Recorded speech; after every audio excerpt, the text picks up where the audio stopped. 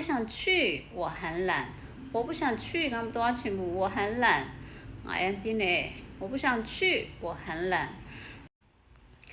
Hello， 大家好，ဒီနေ့ video ထဲမှာကျွန်တော်လေ့လာသွားမှာကတရုတ်လိုပြင်းတာကိုဘယ်လိုပြောလဲ။ပြင်းတယ်ကိုတရုတ်လို2မျိုးပြောလို့ရတယ်။ပထမတစ်မျိုးကတော့无聊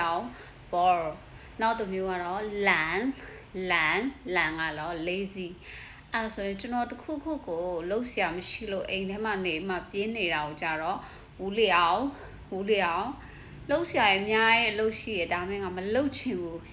懒အဲ့လိုမျိုးပြောလို့ရတယ်ငါအရင်ပြင်းနေတယ်我很无聊နဲ့ပြောလို့ရတယ်โอเคနောက်တစ်ခုကတော့懒ဆိုရင်တော့ okay 懒ရဲ့နောက်မှာ the plus verb နဲ့တွေ့သုံးကြည့်အောင်懒的 verb เนาะအဲ့ဆိုရင်တော့ဗာအဓိပ္ပာယ်ဖြစ်သွားမလဲဒီအလုပ်တစ်ခုကိုငါလုပ်ရတာပြင်းတယ်အဲ့လိုမျိုးအဓိပ္ပာယ်ရောက်သွားမယ်เนาะဟာဆိုသွားချင်ဘူးသွားရတာကဲပြင်းတယ်懒得去โอเคနောက်တစ်ခုစားရတာပြင်းတယ်懒得吃